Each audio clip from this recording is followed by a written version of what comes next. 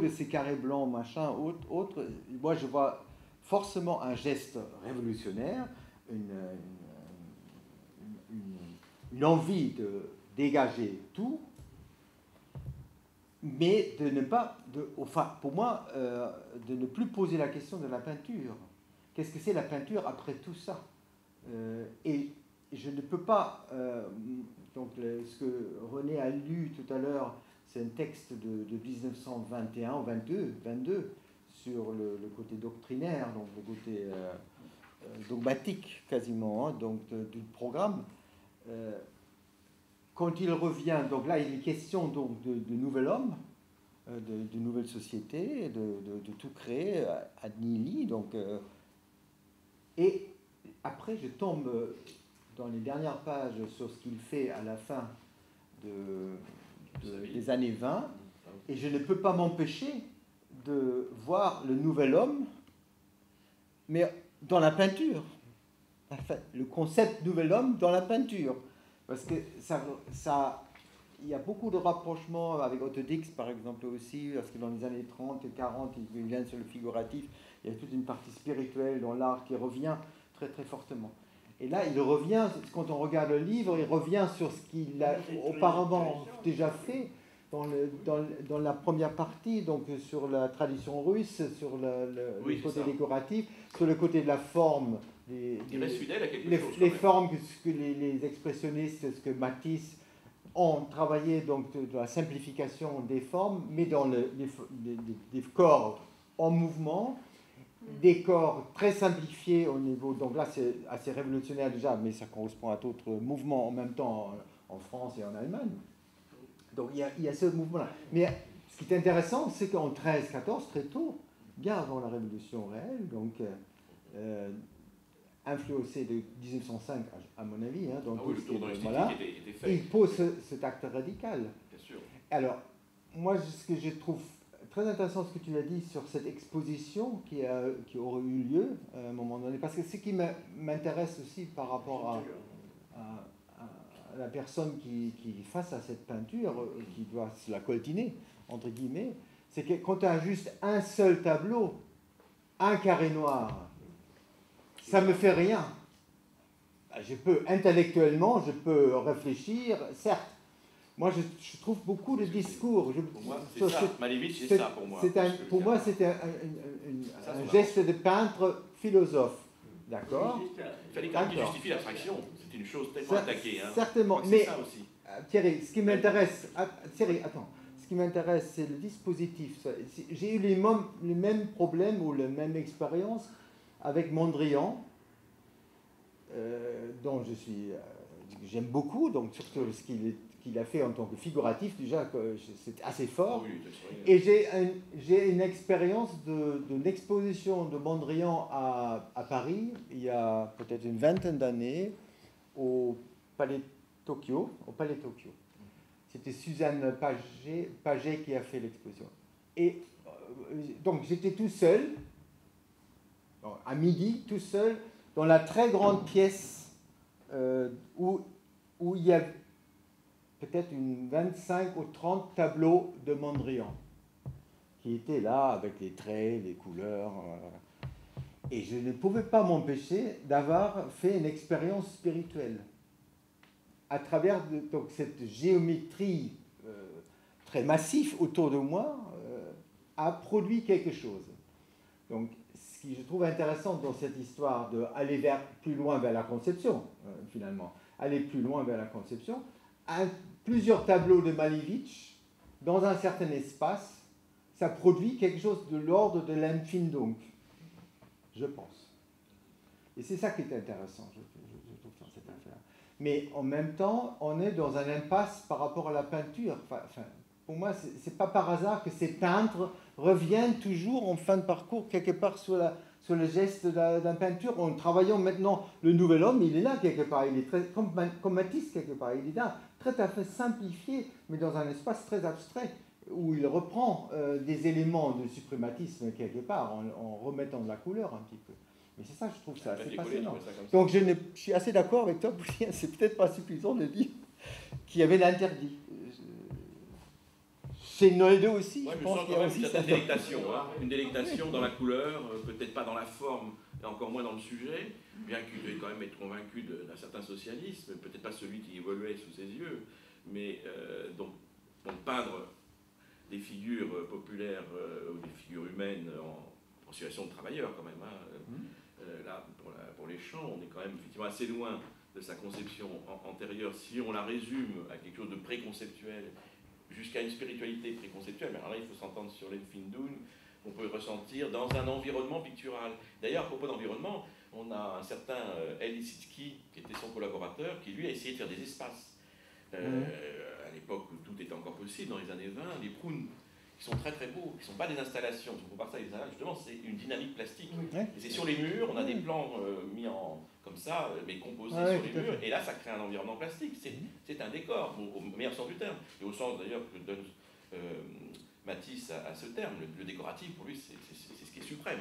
Je ne dirais pas suprématisme, mais c'est ce qui est supérieur, c'est-à-dire l'ensemble des rapports plastiques qui vont créer une émotion, surtout si ça vient des murs, si ça vient de l'espace dans lequel le spectateur se trouve. Donc l'enveloppement du spectateur permet de faire une expérience effectivement de sensibilité pure. Mais la sensibilité pure, on peut l'avoir quand même face à un tableau limité en surface, puisque les Mondrians se veulent aussi séparer les uns des autres, et ils ne sortent pas du cadre au départ, hein. Ils ont tous un cadre précis. Je parle de Malevich, je parle de Kandinsky, je parle de Kutka, enfin, les quatre abstraits.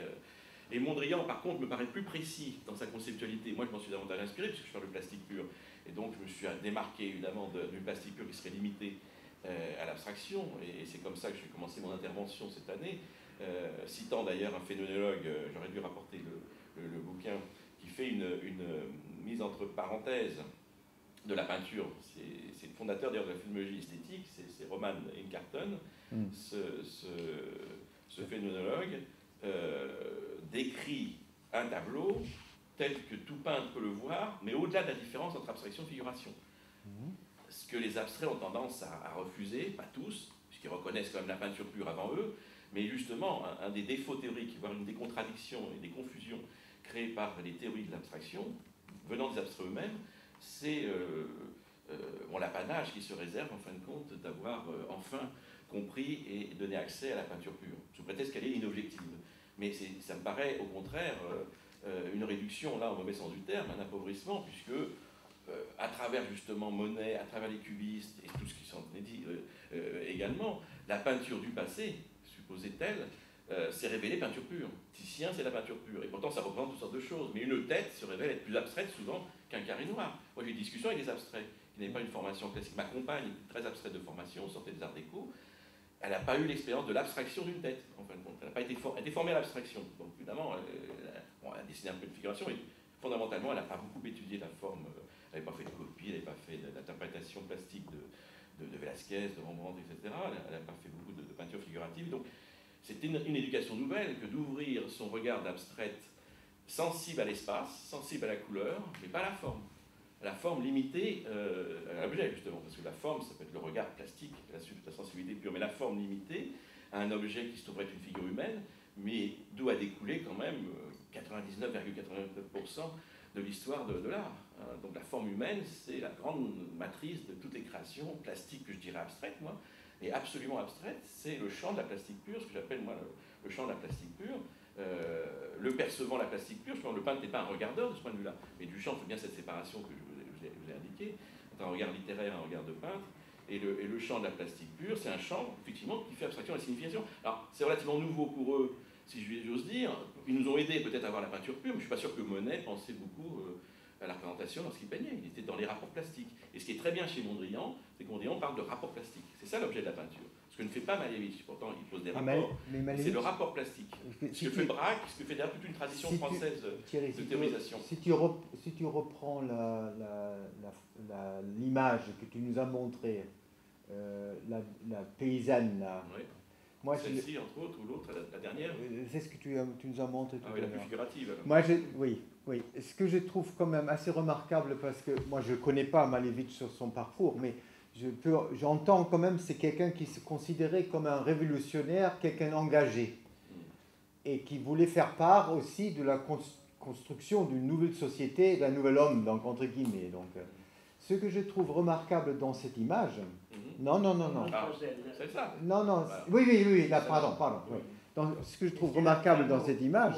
Il peut complètement s'appeler, il doit être à l'intérieur du livre, non? Ah, le titre. Je crois que c'est la colcosienne. La caucasienne. Colcosienne, ben oui. Non, mais c'est quand même assez remarquable qu'il est là un peintre de son temps, de sa situation. C'est-à-dire, il prend... Il reste moderne, de toute façon. Non, plus que ça. Il traduit les moyens dont il dispose en tant que peintre, ses idées fortes sur la forme ou même sur l'histoire même de la peinture. Il est traduit dans un contexte politique très précis. Oui, c'est ça. Je trouve ça quand même remarquable. Pour moi, ce n'est pas une diminution ou de revenir sur le figuratif parce qu'il y avait des interdits uniquement. C'est plus fin que ça. C'est plus fort. Oui. Enfin, ça aurait tenu qu'à lui, il ne l'aurait pas fait. Cette image-là, regarde cette image-là par rapport à la colcosienne de Landa. C'est une image exigeante. Ah, tout à fait. Exigeante, picturalement et esthétiquement. Je ne pas, il était encore créatif à cette époque-là. Bien sûr, c'est exigeant. Mais l'étouffement était... C'est un défi. Mais après, il n'a pas pu le faire, ça, il a été arrêté encore. Même ça ne lui a pas été autorisé. C'est encore trop moderne. Ça, je voulais dire. Ça veut dire quand même qu'il y a une vraie continuité dans ce parcours. Sinon, tu as raison, il restait fidèle à beaucoup de choses de lui, oui. notamment à la ronde bosse qui est ici. Oui, bien sûr. Qui est une des caractéristiques de sa peinture avant l'abstraction. Il peignait beaucoup par ronde bosse. Et ça, c'est le cubisme de Léger. Léger aussi a fait comment dirais-je, des volumes cylindriques, plus ou moins coupés. Mais Léger est plus il n'a jamais été abstrait, ni suprématiste, il était toujours... C'est pour les cylindres, le côté cylindrique du cubisme, qu'il a un peu repris et qui est un peu que, sa marque de fabrique et qu'on retrouve encore à la fin. La ronde bosse est énorme chez lui. Il y a une caractéristique Tu as raison, très spéciale du suprématisme, c'est cette sorte de mystique. Là, je crois qu'on peut utiliser l'expression de mystique de l'être. C'est plus banal. Une réalité d'un type tout à fait particulier que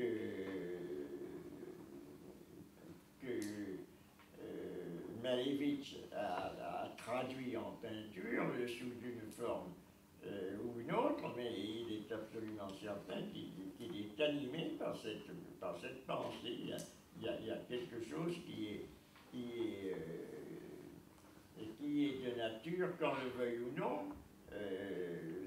qui est de nature d'une mystique. Ça, on ne peut pas utiliser une expression autre, comme une sorte de vision, c'est ça, une sorte de vision. Oui, j'avais comparé ce n'est pas tellement le phasme au plasme. Je ne sais pas si vous connaissez le plasme. Mais Mondrian aussi a du visionnaire. Je vais vous présenter, si vous voulez. Est-ce que tu connais le plasme? Ah oui, très nettement. Chez Mondrian, il y a du mystique. Oui, il y a le plasme. Tu connais le plasme? C'est le maître mot de Bernard Newman, l'américain. Lui, il a fait une théorie du plasme. Qu'est-ce que c'est que le plasme? C'est la réalité picturale, une sensibilité. C'est le plasme qui est utilisé. Oui.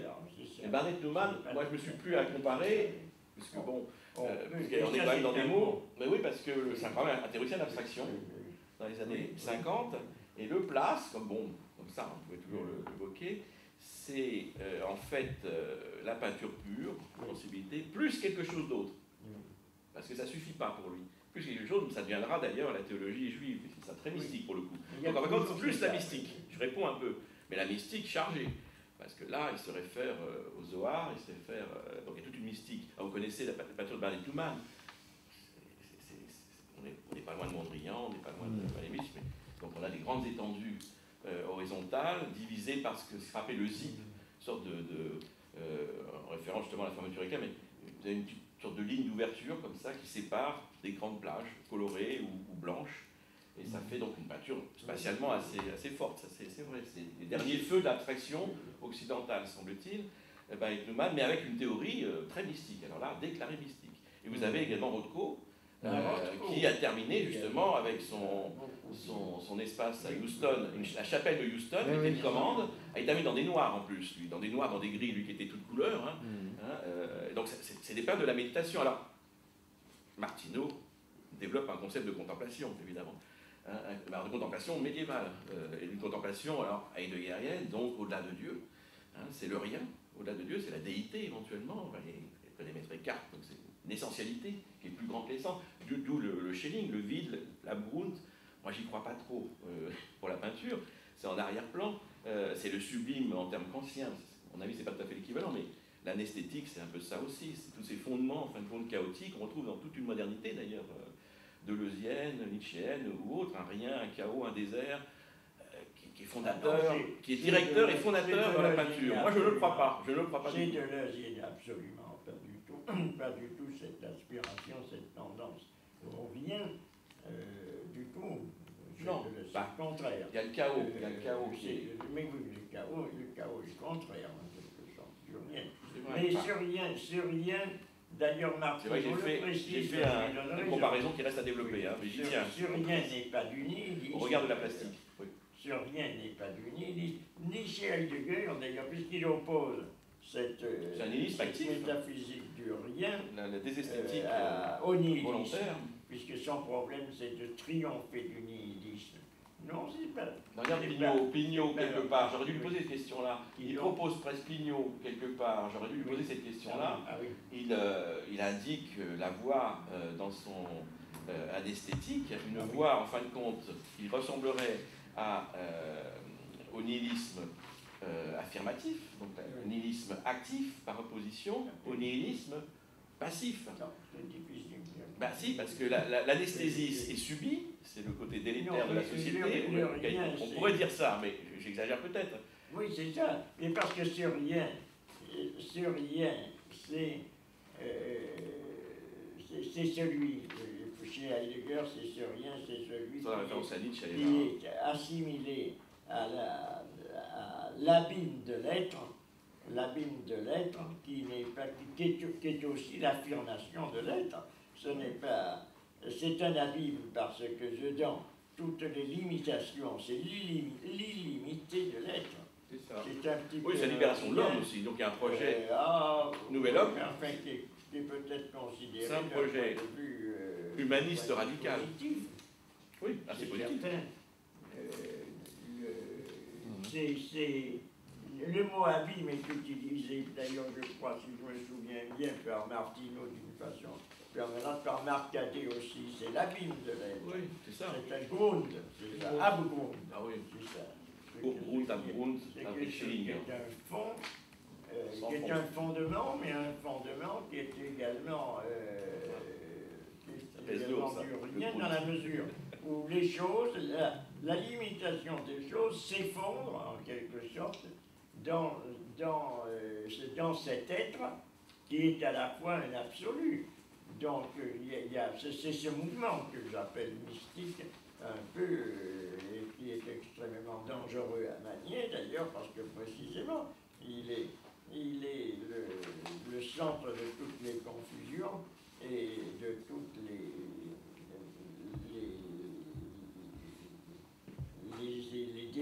erreurs, en quelque sorte, si l'on peut utiliser ce terme, à la fois du point de vue politique et du point de vue philosophique et pictural aussi. Donc il faut qu'il ressurgisse quelque chose. Il travaillait en collectif. Est-ce que Malevich travaillait en collectif? Il avait ses élèves, mais il a commencé... Oui, c'est ça, puisqu'il avait dans ce Bauhaus, on ne dit pas d'où il était, ce Bauhaus de Malevich. Est-ce que c'était l'OVNIS, qui est un groupe de recherche. C'était pas en Russie, donc il a travaillé. Mais c'est en Russie, il y avait l'OVNIS, avant la Révolution. C'est ça. Avec Chagall même, qui était là aussi. Peut-être. Il y avait quelque chose, il y avait un groupe. Mais ils sont partis, ceux-là. Ils sont partis. Eh oui, ils sont partis. Lui n'est pas ça s'appelle l'OVNIS. Lui n'est pas parti. Alors après, je ne sais pas, parce que à partir du moment où ils avaient des commandes d'État, quand même, pour l'architecture, pour le mobilier, c'est une machine à fabriquer des objets nouveaux, quand même. Donc, ils ont eu des commandes d'architecture importantes à un moment donné. ou Tatlin qui a quand même fait le monument à Lénine, enfin il y avait des choses énormes, et qui était donc là un travail d'industriel, d'ingénieur, comme le Bauhaus aurait aimé le faire d'ailleurs, il n'a pas pu le faire d'une certaine manière. Oui, mais un texte que René a lu tout à l'heure, c'est dogmatisme, c'est absolument inconcevable dans l'esprit même du Bauhaus. C'est vrai. Inconcevable. C'est vrai, mais alors c'est le dogmatisme des gens qui ont un propos stylistique marqué. C'est-à-dire que ce qu'il appelle suprématisme, on l'a bien vu, c'est reconnaissable, il a inventé un registre formel. Et il le défend bête et ongle, non seulement l'abstraction, mais son registre formel. Parce qu'il est intéressant de voir comment tous ces abstraits se jugent les uns par rapport aux autres. Mondrian n'apprécie pas Malevich et vice-versa. Alors j'ai trouvé des citations étonnantes. Là, le désaccord entre des artistes qu'on compare nous-mêmes, ou même Kupka, qui a une théorie formelle aussi de la peinture, je crois qu'il n'apprécie pas tellement et notamment, évidemment, le carré noir. Pour eux, c'était une chose qui trahissait l'abstraction. Donc voilà, il faut quand même mettre en rapport les conceptions de l'art qui se résument quand même toujours entre une conception philosophique et plastique pour moi, qui est recouverte par un même discours, mêlé, mais à tout moment, on a ce décalage chez les artistes eux-mêmes, entre eux, et puis dans leur pratique, voire dans leur évolution. Mais donc on a, à mon avis, un absolutisme esthétique qui vient aussi d'une attitude défensive, parce que l'abstraction n'était pas du tout acquise à tout moment. Et alors l'unisme, par exemple, d'Astrelowski, c'est la même idée. Mais c'est aussi pour orienter. Alors le Bauhaus n'a pas de style propre. Moi j'étais très surpris. C'est la grande différence d'ailleurs avec de style. C'est un projet pédagogique. Bien sûr. Mais en fait, ils sont très éclectiques pour le coup. Oui. Kandinsky n'a pas influencé les arts déco plus que ça, à la différence de Mondrian. Il n'y a pas d'architecture de Kandinsky, c'est pas possible. Klee non plus. Et donc, ils sont venus pédagogiquement faire beaucoup de choses. Mais Gropius, d'ailleurs, j'ai vu la première maison Bauhaus, parce qu'il y avait une belle exposition du Bauhaus au musée d'art décoratif. Je ne sais pas si elle existe encore. Là. Non, elle est finie. Et bon, j'étais surpris parce que là, on voyait l'aspect humain, justement, vie communautaire, la joie, d'ailleurs, les fêtes qui étaient organisées. Effectivement, pour le coup, une vie formidable, hein, une jeunesse qui vivait pleinement les choses, avec donc des maîtres quand même, maîtres de la forme, c'est très étonnant. Donc, il y avait une hiérarchie d'ailleurs, des ateliers très ordonnés. Alors là, je ne sais pas où est le dogmatisme, etc., mais c'est quand même très ordonné, avec, dans la sculpture, bizarrement, l'évacuation du modelage, qui était sans doute jugée académique, qui fait qu'il y avait le bois et la pierre, qui permettaient tout de suite d'industrialiser les choses. Avec en plus, alors là on pourra en discuter, un postulat ou un axiome absolutisé, hein, peut-être pas respecté, mais absolutisé quand même, de la part de Walter Gropius, à savoir, pas de différence entre l'artisanat et l'art. Ce que ne dirait pas Malevich. Ce qui est discutable dans son principe, compréhensible dans son application, puisque la recherche formelle de laboratoire quand même qu'ils ont fait, tous ces gens-là, ils ont quand même appliqué les découvertes des cubistes et des abstraits avant eux dans le design du Bauhaus et dans le travail du textile qui est assez extraordinaire. On avait des échantillons remarquables de travail textile qui sont des abstractions en elles-mêmes, même très riches, parfois plus riches que beaucoup de peintures abstraites.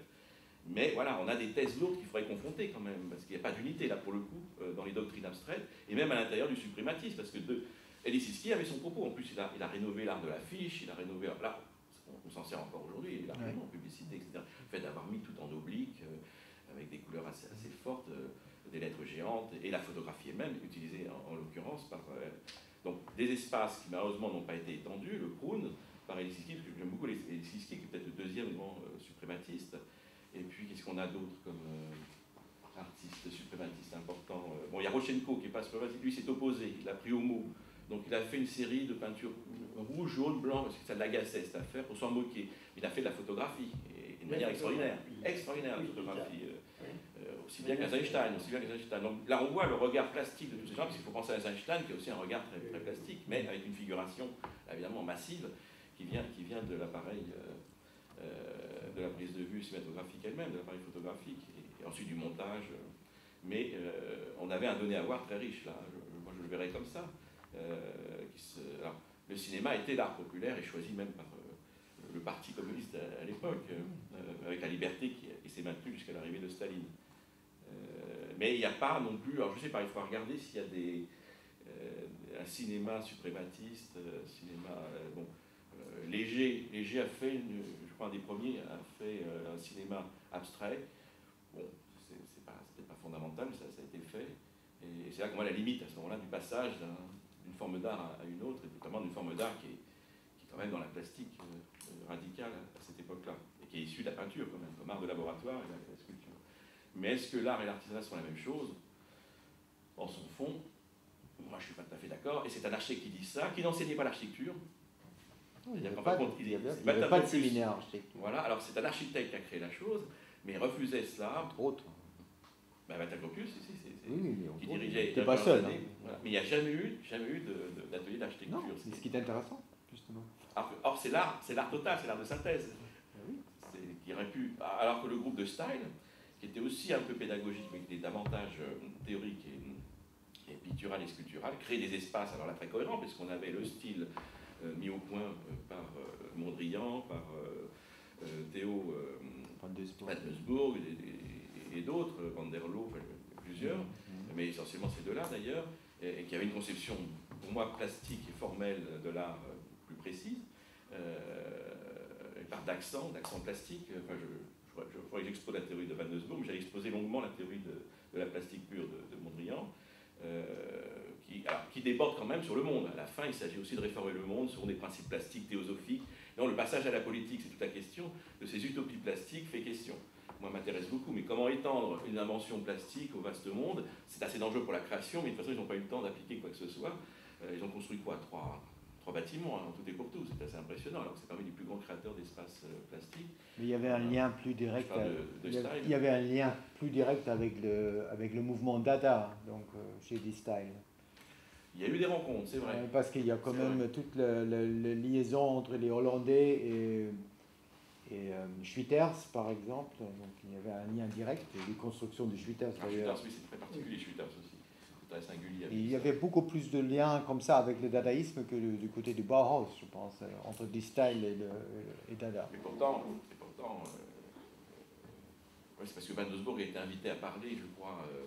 Je ne sais pas si c'était Sarah ou quelqu'un d'autre qui l'a invité à parler de l'art, mais artistiquement, je n'ai pas l'impression que le passage soit vraiment fait. C'est une amitié, moi je distingue toujours ces amitiés. Non, c'est Schwitters qui a repris beaucoup d'éléments. C'est un collage dadaïste quand même, parce que sa cathédrale qui a disparu sous les bombardements d'Hanovre, c'est vraiment un montage poétique à la fin. Il y avait des niches, d'ailleurs il en parle poétiquement. Là, on voit bien. Et Dieu sait qu'il avait un sens de la surface, de la picturalité.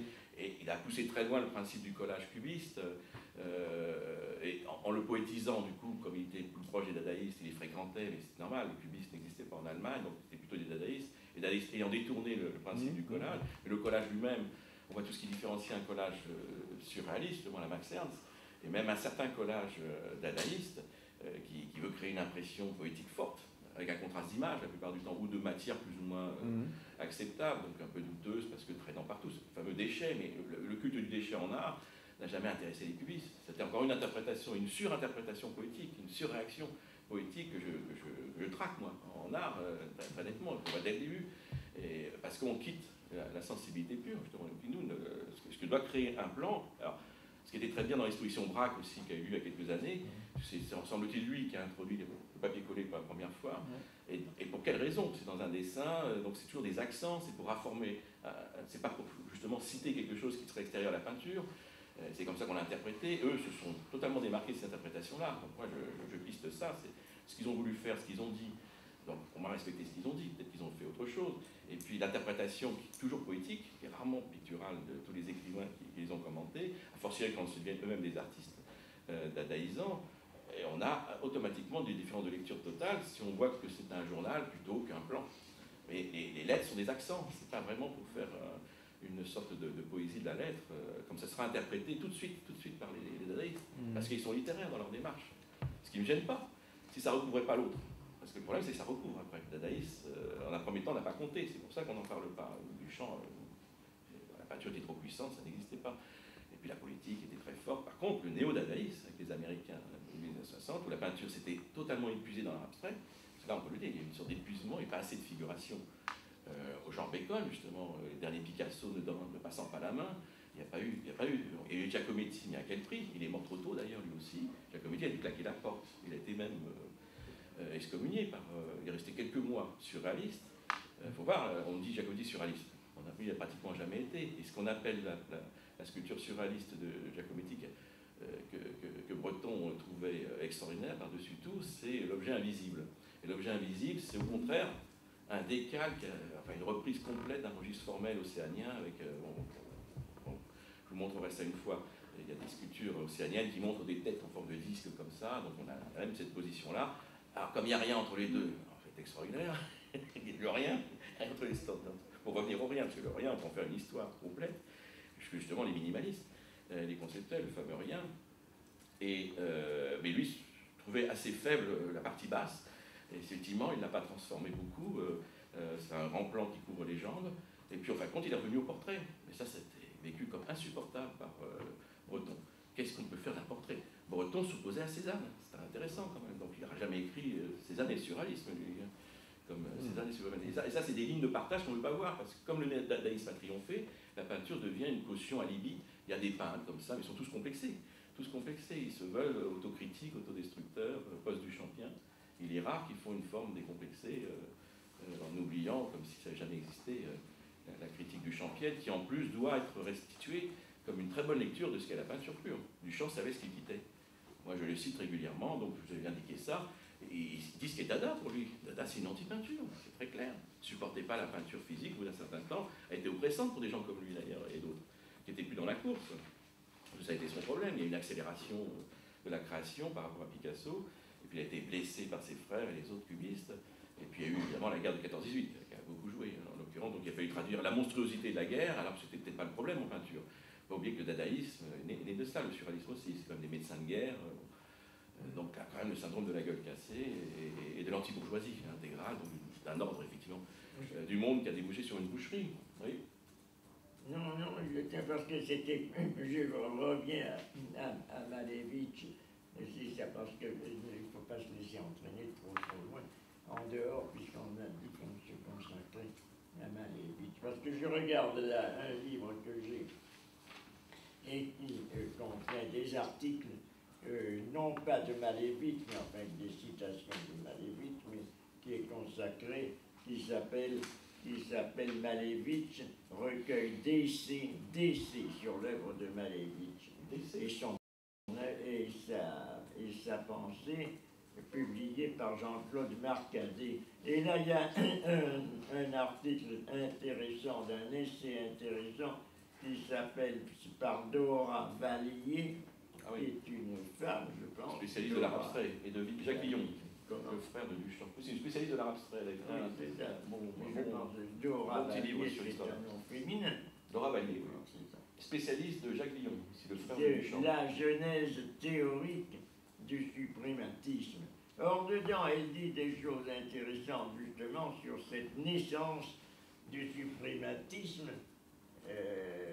simultanément du suprématisme, son affirmation en 1913-1915, avec, non pas, c'est ce que j'essayais de saisir très exactement, à la fois par un développement un petit peu, une réflexion interne sur la peinture, c'est certain, mais en même temps avec une influence, c'est certain aussi, du formalisme littéraire, linguistique très exactement, et un petit peu comme Kandinsky avec Schoenberg, musical.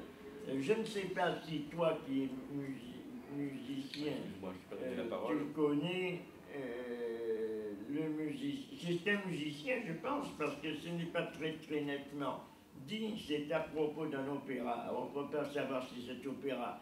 Et on cite l'auteur du texte de l'opéra ou de la musique. Il s'appelle Matiouchine. Je crois qu'il a collaboré avec Kandinsky, mais il reste Matiouchine rien. qui a fait un opéra.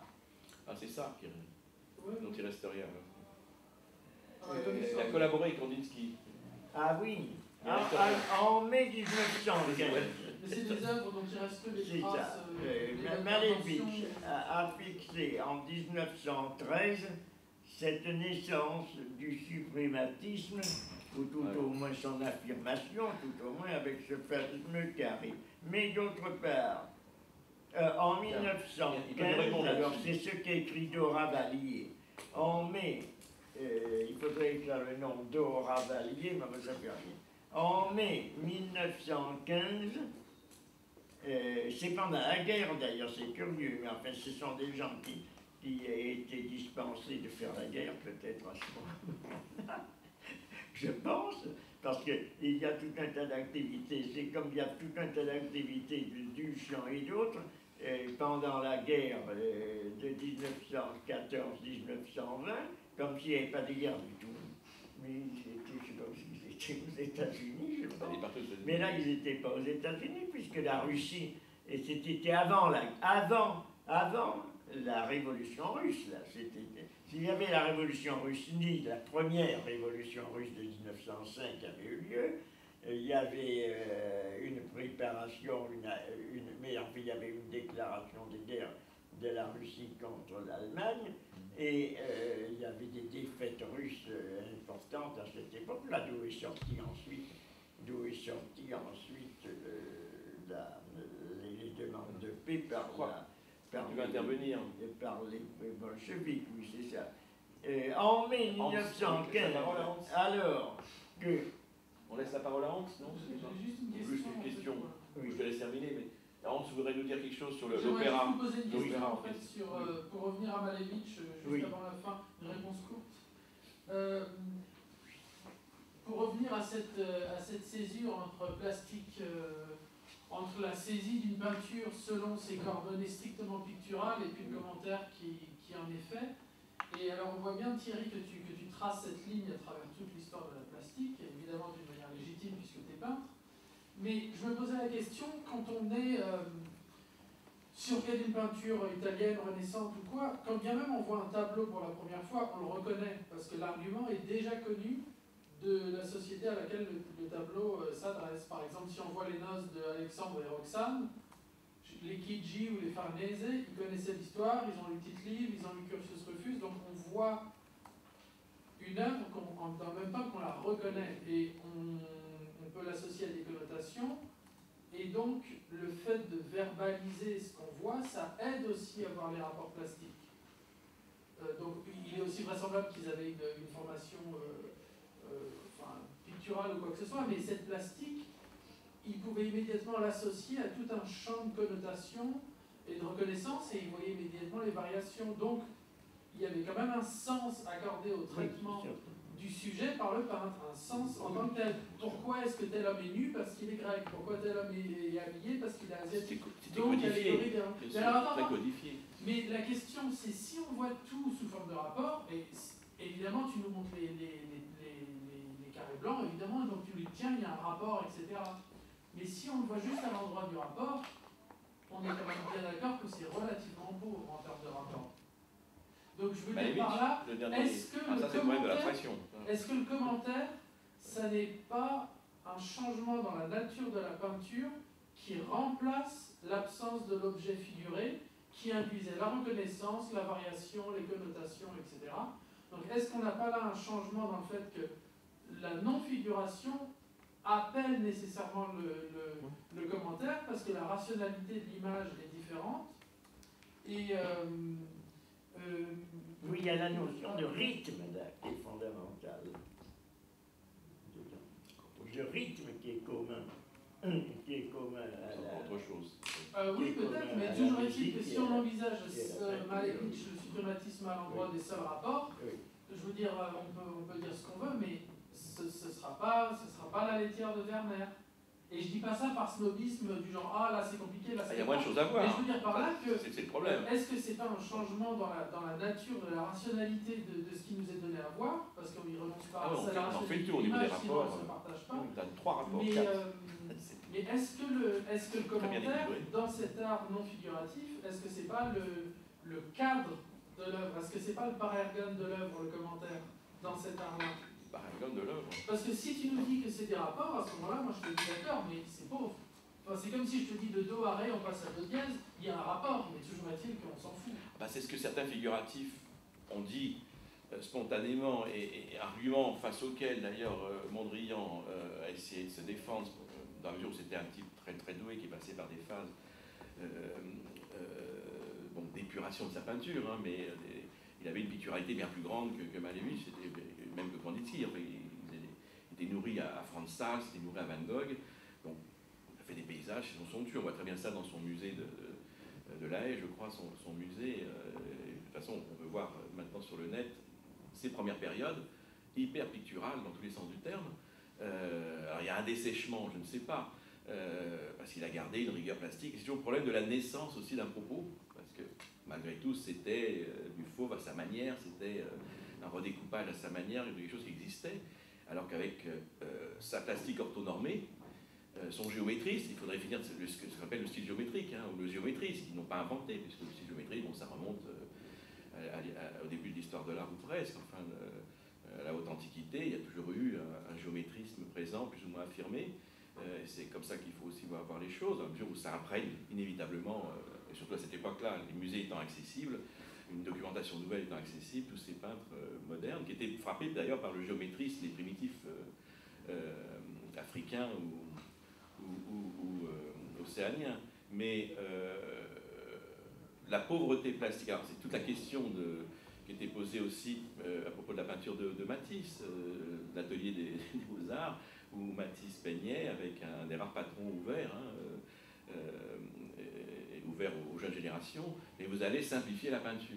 Ça voulait dire que vous allez faire disparaître le clair-obscur qui n'était pas catastrophique en soi, puisque Giacometti le reprend. Il ne s'agit pas de se débarrasser, parce que là on a l'habitude de contraindre dans l'histoire de la peinture, qu'il fallait libérer la peinture jusqu'à la plage, jusqu'à son essentialité à la Greenberg. Ça devient des lieux communs, en plus totalement erronés. Greenberg étant revenu sur cela par la suite. Moi je raisonne en termes de richesse plastique et non d'appauvrissement, puisqu'on arrive à des impasses et une partialisation de la recherche moderne qui a débouché dans une sortie de route complète et une sortie de la peinture même, avec les nationalistes viennois et tous les néo-dadaïstes possibles et imaginables. Donc ils ont quitté carrément la peinture pour faire encore des arts plastiques. Hein. Je reviens toujours à cela, mais c'est quand même le problème de fond aujourd'hui. Et un art qui, alors là, n'a rien transformé, puisqu'il s'est laissé complètement envahir, là, par la société, c'est-à-dire la production de masse, des images de masse, industrielles, les machines, à produire des images, tout ça a totalement pénétré l'histoire de l'art depuis 40-50 ans, et sa production, et donc la sensibilité contemporaine. Alors, moi, évidemment, Malevich, je ne reste pas des heures devant, il n'y a pas tant de ces rapports, c'est un peu sec pour un peintre. C'est le problème de Mondrian aussi, hein, c'est quand même un peu dur, un peu sec. Moi, je suis un inconditionnel de deux stades de ce point de vue-là, non pas parce qu'il serait ambigu par rapport à la figuration, mais parce qu'il m'offre à avoir des rapports 1000 fois plus complexes, que ce soit sa première manière comme la dernière. Qu'est-ce que tu dis ? La notoriété de ces auteurs, elle tient à la fascination induite par les commentaires qu'on en a fait. Et pas pour leur souvent, oui. C'est un carré noir sur fond blanc, ça permet à tout jeune petit philosophe d'ici ou d'ailleurs de faire thèse sur la radicalité du visible dans la dérogation du concept, avec Duchamp, urinoir, et carré blanc sur fond blanc, ou carré noir sur fond blanc. C'est quand même des points de départ tout à fait contradictoires d'ailleurs, mais on tient à s'appuyer sur un tournant de l'histoire de la pensée, ou un tournant... Ça a frappé les imaginations, ces effets aniconiques de la création plastique. C'est pour ça aussi, c'est-à-dire qu'il y avait un effet de modernité immédiate, venant souvent davantage des arts plastiques que d'ailleurs.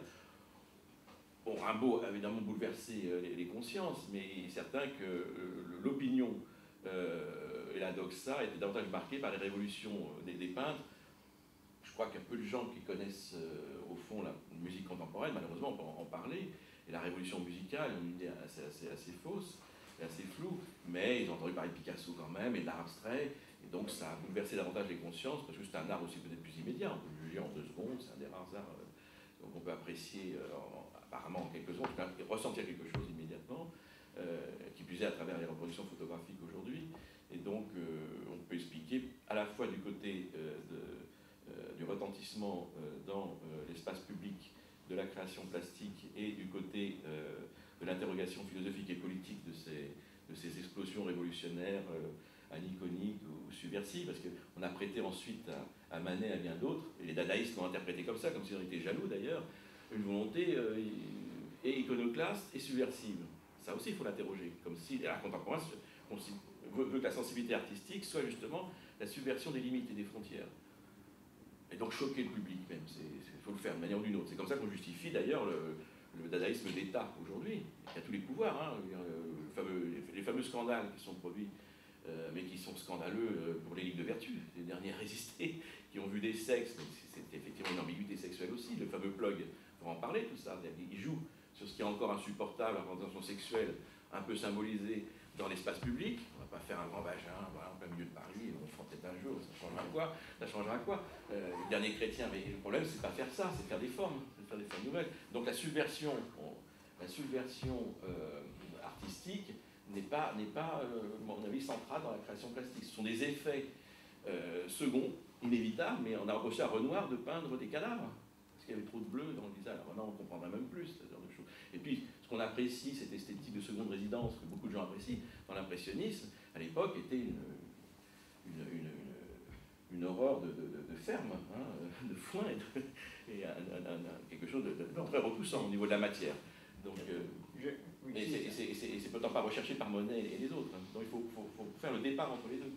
Il n'y a pas de provocation chez les impressionnistes, c'est très important. Hein. Oui, très et les cubistes. Ce n'étaient pas des gens qui cherchaient à changer le monde comme ça. Bien sûr, ils étaient tout à fait originaux, ils étaient subversifs à leur façon dans leur mode de vie, d'où les amitiés entre artistes et poètes. Mais en aucun cas, ils avaient le geste dadaïste de la provocation que Duchamp, justement, il dit que le Dada est un nihilisme conscient, c'est ce qui l'intéressait. Ça, il faut quand même faut citer. Moi, je suis très duchampien au niveau des textes. Hein. Il est très clair. Parce que là, il ne s'agit pas très clair. C'était l'origine du suprématisme. Alors voilà, je reviens, je termine là-dessus. C'est que sur Malevich, dans une... d'après Dora Valier, puisque cet essai porte sur la genèse théorique du suprématisme, Malevich livre cette origine et le fond de sa pensée dans une confidence, je ne sais pas, une lettre à Matyouchine. Effectivement, Matyouchine, il faudrait l'écrire Matyouchine, qui est effectivement un musicien. Mais là, qui a fait un opéra qui s'appelle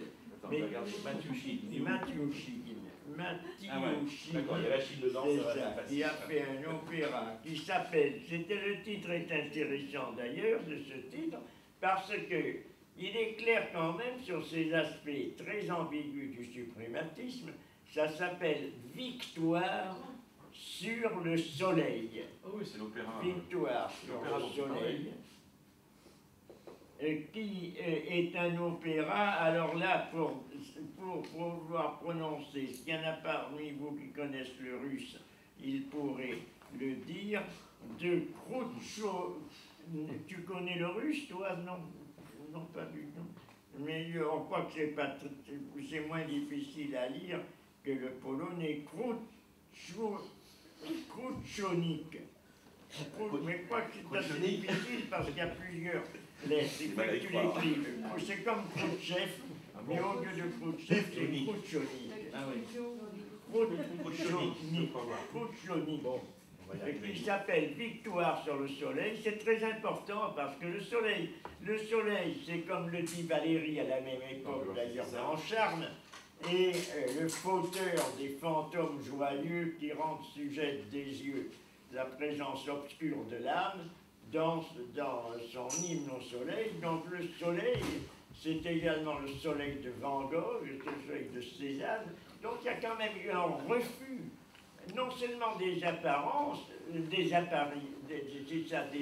apparitions vagues ou des illusions, mais en même temps des fantômes. D'ailleurs, il utilise cette expression fantôme, Valéry, dans ces vers de charme.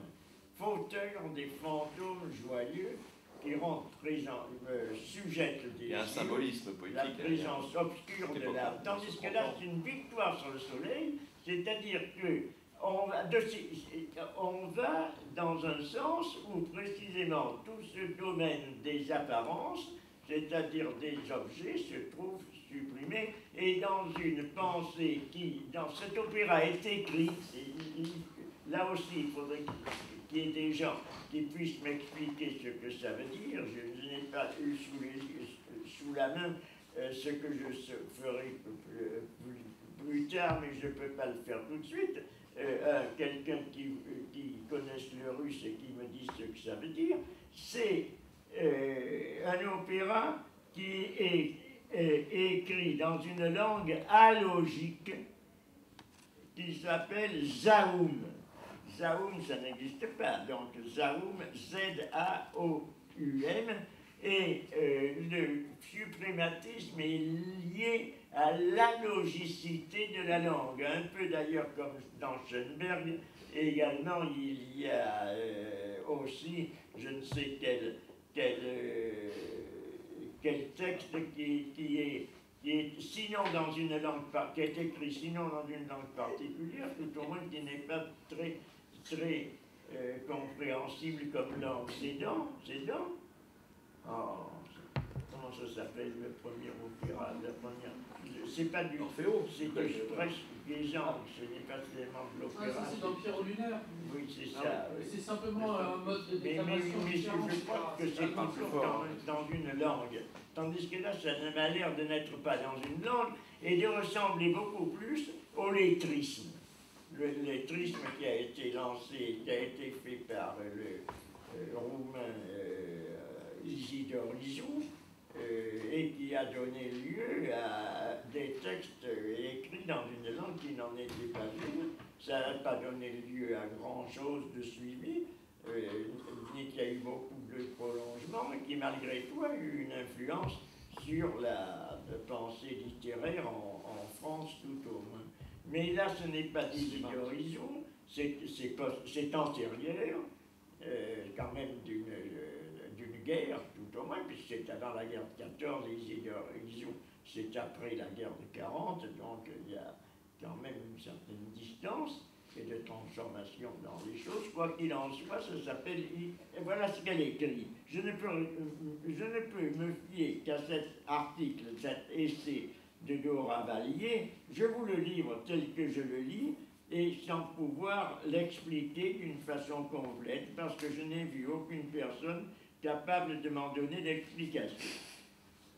C'est à son intention, c'est-à-dire à l'intention de son ami Matiouchine, qui était donc un musicien, que Malevich livre le fond de sa pensée, sans après. Après, ça veut dire sans arrangement, sans effet de choc, mais aussi avec la plus grande concision, étant donné que Matchoukine est au courant de l'expérience première qui a tout déclenché, celle du Zaoum. Or, qu'est-ce que c'est que ce Zaoum? Dans aucun passage de cet article, je n'ai vu une recherche. C'est Zaoum que l'on comprend vaguement. Il y a une petite recherche, Zaoum. Que l'on comprend. Non, ça n'existe pas. Je l'ai cherché dans Internet, t'as regardé?